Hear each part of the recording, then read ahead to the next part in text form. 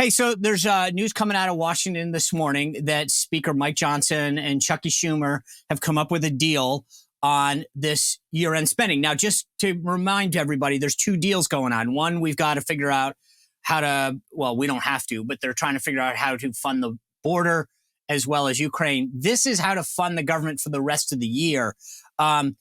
Based on what you know so far, do you think this is a good deal? Not if you're wanting to cut long-term spending and get our fiscal house in order. It's not. But also, I'm not sure anybody in Washington is willing to do that to start with, because they've let this now drag on like they have. They've got this split appropriation cycle now with two deadlines for government shutdowns. I think here's the problem, and I saw this, and I've been talking about this for a little bit. I just don't see the speaker being able to pass this through a regular rule vote. I think he's going to have to pass this on suspension, which means you're going to have all the Democrats vote for it. And so that means you need 2/3 of the vote. But explain to people why. So if you put it on suspension, on the suspension calendar, you need a 2/3 vote. Explain to people why you have to do that and what that means in terms of trying to pass it. Yeah, I agree. Sorry about that, Sean. I should have. Have done it. No, look, normal bills go through a process called where they come out of the committees. Let's just say this is a real, Congress. They have a committee. It goes to the rules. They pass it out committee. It goes to a rules committee. The rules committee in olden times was called the Speaker's Committee. I served on it for 4 years, and it sets the agenda for the floor. It sets who gets to do amendments, who gets to do whatever on the bill.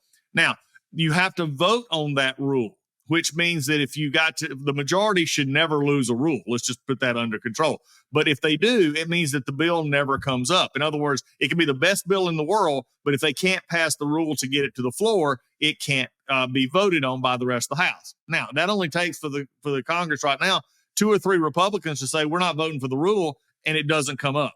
So the alternative to pass this is what they did back in recently. It's also what McCarthy did back in September, is they will put it on suspension. A suspension says that if you can get 2/3 of the body to vote for it, then you don't go through the rules process. It's supposedly that everybody would agree. The problem here is that you'll have far more Democrats vote for this than Republicans.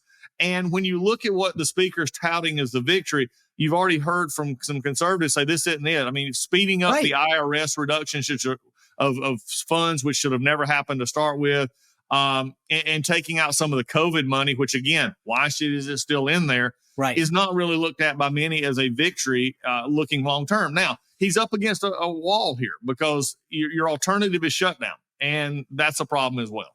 Well, not just shutdown. And look, I get the position that he's in, right?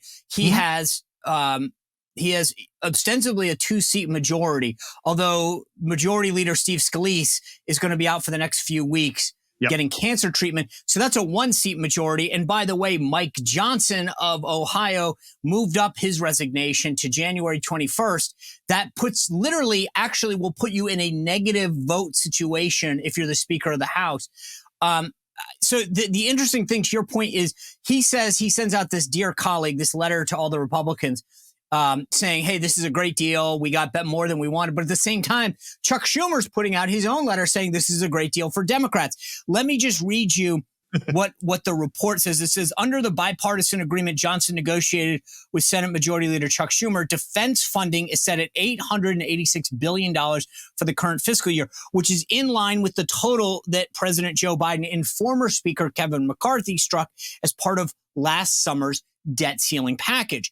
The accord pegs non-defense spending at nearly $773 billion. That total counts tens of billions of dollars agreed to alongside the debt limit package, the so-called side deal that conservatives tried to kill. So this sounds to me more like a push than anything else. Like all we've done is move the ball forward from where it was. I think depending on what you thought of the last deal, all this is the fruition of that. It is in many ways, but look, Sean, and this is, I'm not giving anybody a pass here. I'm really not, but I do believe that from the moment Mike Johnson became Speaker, and Mike is a friend. I mean, he was in an untenable situation. Yeah, and because I'm going to say this, I don't think there's a workable majority in the House right now. There's just not. Okay, there may be by name only, by name, but as far as workable majority, unless it is voting on, something that is just everybody would agree on that, ice cream is good. Even that you would have. Yeah, even that would be a problem, but it would be. He just doesn't have the numbers to play with. And the problem is also is that, with those being out, the number goes from 218 to 217, possibly 216. The problem is, though, is Democrats aren't moving. They're still about 212, I think it is, in the number. So the closer you get to 212, the closer the Democrats can have to controlling the floor. Right. But we've got to figure this out. My prediction right now, and it's something that I would hope would not happen, would be that you're going to see possibly a shutdown based on the first expense, which, by the way, is the Veterans Administration. So get ready for that. There's four, right? That go veterans, agriculture. I mean, and that's on the 19th of January. And then on February 2nd, you've got the entire rest of the appropriations bills.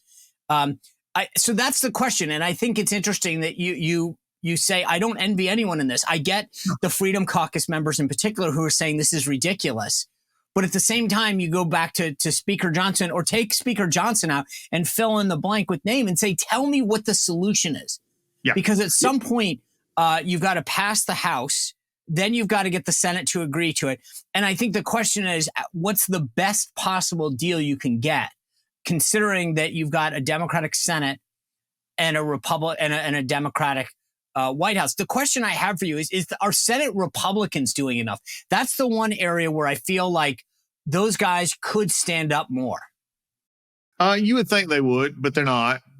Because look, they've passed out of committee 12 appropriation bills bipartisanly. Okay. Right. And remember, they only have to have 60 over there. The Senate's a different, animal when it comes to this, because one, they have the luxury of time on their side. Unless they're in cycle for this year, they're either 2 years or 4 years away from an election cycle, an eternity in politics. They can do things that the House really, can't do. But you're right. If they wanted to really stop this, the Republicans would just say, look, we're not going to give you the votes for cloture. And, that sort of shuts it all down. Then the question becomes, what is the realistic, gain? What's the realistic ask? The border stuff, Biden is coming toward them on, because Biden understands politically. Well, let me rephrase this. His advisors understand that he's in deep trouble if he doesn't show any kind of form of closing the border. That's just a fact. And he'll withstand the fire from the left, because the left is not going to vote for anybody on the right. So they'll have to come back in board, or they just don't vote.